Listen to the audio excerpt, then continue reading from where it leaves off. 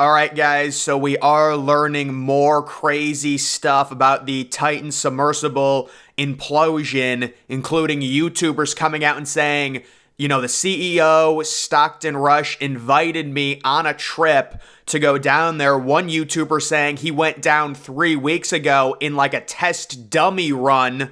And apparently the weather wasn't good enough. We're going to get to all of it. We also have a tycoon Las Vegas billionaire who declined the trip even after Stockton Rush lowered the price to $150,000 with leaked text messages.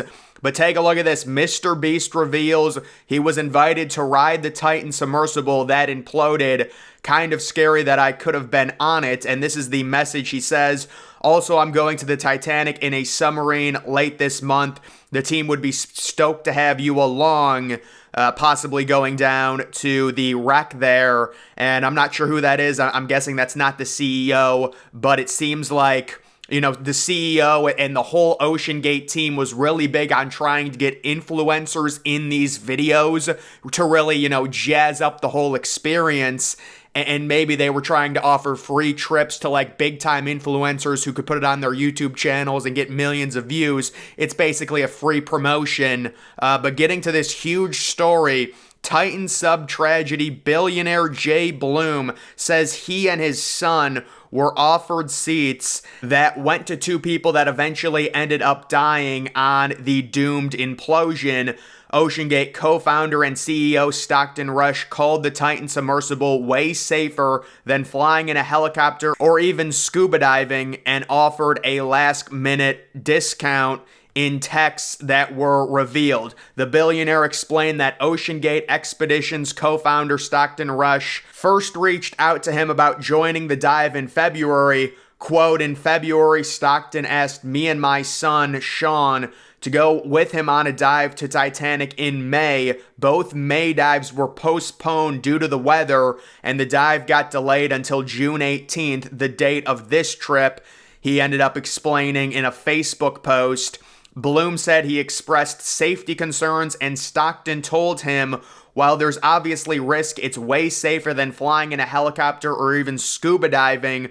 There hasn't been even an injury in 35 years in a non-military sub. So when you listen to Stockton Rush talk, there's definitely this whole thing where the safety precautions it's almost like he just thought it was overbearing and unnecessary. And the whole idea of this submersible not being safe, it's just people being overcautious. That's why he fired both of the dudes who said, listen, this thing's unsafe, especially at depths that low. With the carbon fiber hull, you're going to have to do something about it. You're going to have to spend money on it. He didn't want to. And I'm guessing it's just a situation where you feel untouchable. You go down, you go down, you go down over and over and over again. And it's like, it's not going to happen to me. There's been no accidents until it finally does. That's the whole idea of you've got to take drastic measures to prevent things like this from happening. Seems like he had this sort of untouchable complex, kind of like young kids when they drive cars. They don't think anything's bad's going to happen to them. Also, he included several text exchange with Rush, including one in which he informed the OceanGate co-founder, quote, my son's friend researched what could go wrong and put a little scare in him. I'm trying to talk him down. He's excited but scared about the danger.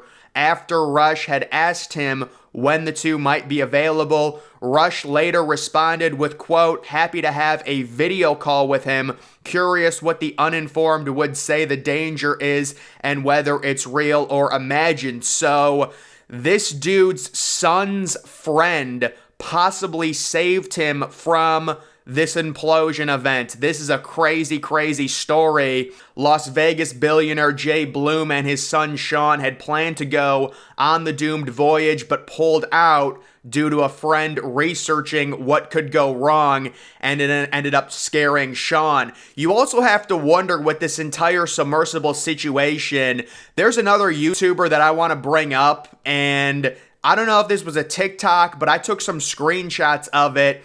They ended up going down. This was 3 weeks before. Due to the bad weather, the May trips to the Titanic got postponed. It was 2 trips planned in May. And when you're in that thing, I mean, you're just at the complete mercy of nature and of the submersible. You just have no power, literally zero power. If that thing implodes, you can't do anything. So it's almost like, before actually committing to something like this, I'm guessing they would be able to go there and do like a mock dive or like understand how the entire process works. You get locked into it after the people get in.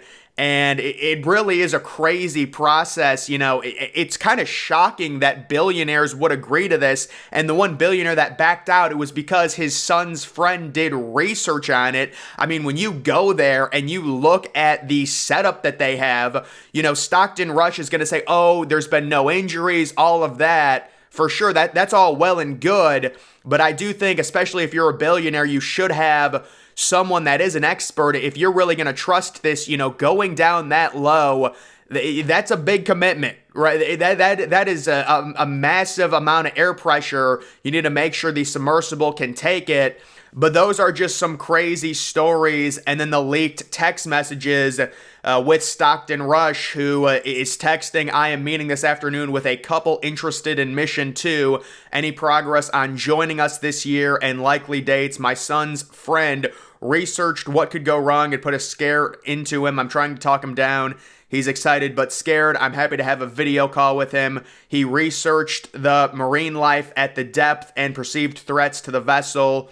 A whale attacks the sub or giant squid grabs it and it compromises the hull. Really stupid stuff. So he wasn't even talking about an implosion due to the carbon fiber hull, but it still likely saved him. Yeah, very stupid. The pressure is over 100 million pounds, so no whale or squid is ever going to be able to mess with the sub. While there's obvious risk, it's always safer than flying in a helicopter or even scuba diving. So he's saying because the pressure is so severe, that low, there's no whale that can survive down there. What an ironic statement, considering that same pressure is what ended up killing them. There's so much irony with these stories when you look into them. And then he says, any progress, FYI, deepest depth for whales is less than 3,000 meters, and we are larger than its mouth can open. Not yet. I'm really not concerned about getting eaten by a whale. I've set up a Skype call to answer questions. Those were the text messages. And then here is his Facebook post. You can see it's pretty long. The last time I saw Stockton in person was March 1st. He took me through the Titanic exhibit at the Luxor, then at lunch in the Luxor food court. We talked about the dive, including safety. He was absolutely convinced that it was safer than crossing the street. I told him that due to scheduling, we couldn't go until next year. The seats ended up going to two people that did perish in the thing. So apparently this dude was willing to go, and it seemed like Stockton Rush had kind of said, listen, your son's friend is kind of crazy for thinking that a whale can survive that low. It is ridiculous, but it's more so the air pressure is the concern. I would imagine if you would start researching this, there's very few submersibles that can even survive that low. And normally all of these submersibles that go down to the Titanic are shaped in a sphere. They are not the Titan.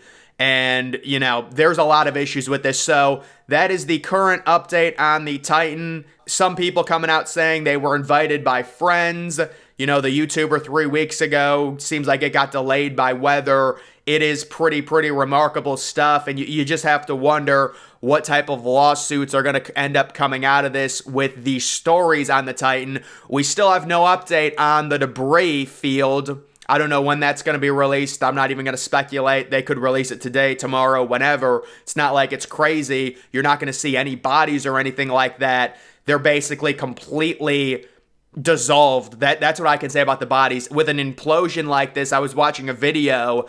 It'll basically it's just all liquid.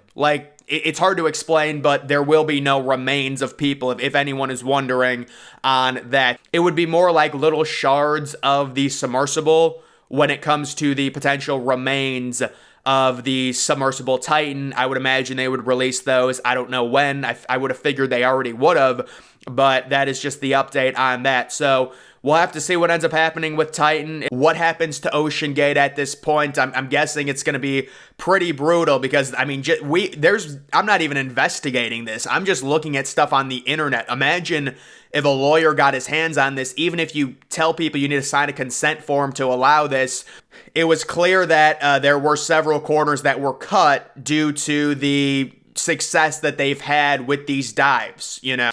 And you're really only as successful as your last dive. And then when something goes wrong like this, it's really catastrophic. So guys, that is going to do it for this video. Make sure you follow me on Twitter. Link to that's always in the description.